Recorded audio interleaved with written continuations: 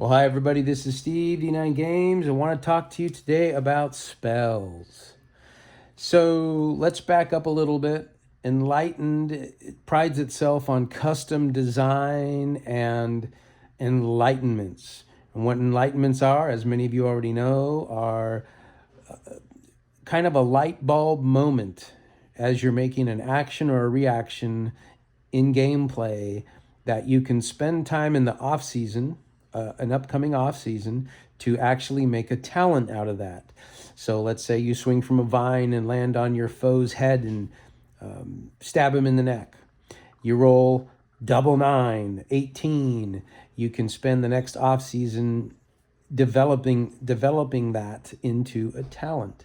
So that's the name of the game with Enlightened, the double 9, and you actually earn, I would say, the talents that your character has. Now, 90% of the enlightenments in the game are done that way, whether it's the scout making a called shot, or it's the priest blessing the party, or the guard sharing his shield.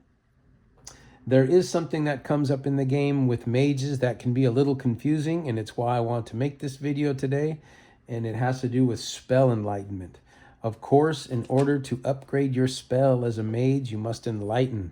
So most mages start with a tier 1 spell, which gives them ease on contact and a standard roll at 20 feet of range.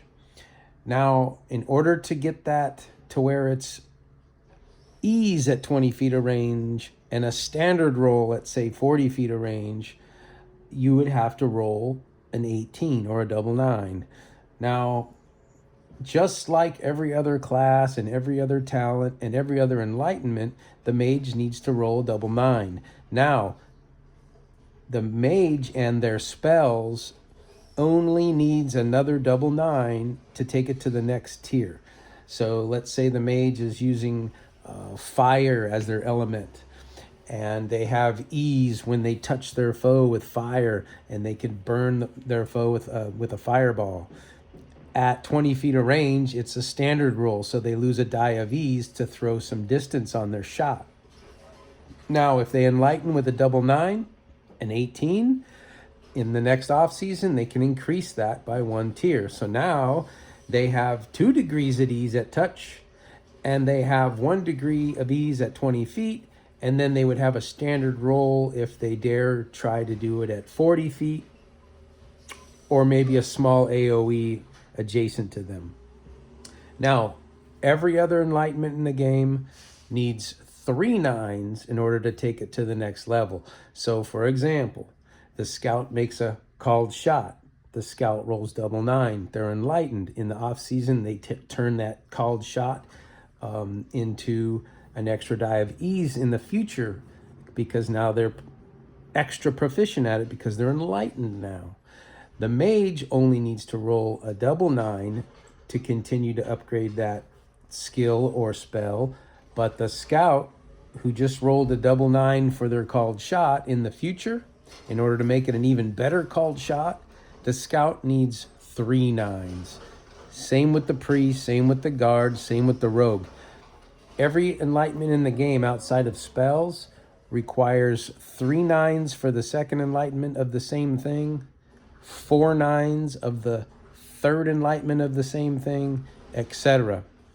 Now, the spells only need a double 9 each time. So the mage can go double 9 tier 2, double 9 tier 3, double 9 tier 4. And for example, in our Tuesday game, our Corrigan priest using beast magic has 7 double 9s. Did not need a triple or a quadruple 9 because they're upgrading spells. And so in the next off season, they can take their spell tier to the next level. Now, the only caveat, of course, with 7 enlightenments, you can only take advantage of 1 per off season. So our Corrigan mage on Tuesday, the next off season that rolls around, they could use one of those 7 enlightenments to upgrade their tier of spell from, say, 2 to 3. And then they wait for the next off season to take it from a 3 to a 4. And then they have to wait for another off season to take it from a 4 to a 5, etc. So that was on my mind. I wanted to do a quick video regarding that. enlightenments in the game require a third 9 to double enlightenment, and then a fourth 9 to get another one, etc. But the spells only require a double 9 each time, but they still need an off season per enlightenment. So with 7 double 9s, it's going to take you 7 off seasons to get all of those spent and to become a master of your fireball or your lightning bolt or your frost blast or whatever it is that you're custom designing in the game. So again, the Enlightened system prides itself on custom design. It prides itself on earning your talents through enlightenments, and the spells act a little bit different, and I just wanted to point that out in the game. Every other enlightenment in the game is 2 9s, 3 9s, 4 9s, 5 9s, and on, but the spells only need a double 9 to tier up each and every time, but require their own off season. So that's it. Spells was on my mind. Enlightenments, double 9s. Tuesday was awesome. It's my 3rd time at the helm. We're letting Jim play for a while so I can take us from about level 5 to level 10. It's a blast. I'm having fun being the game master again.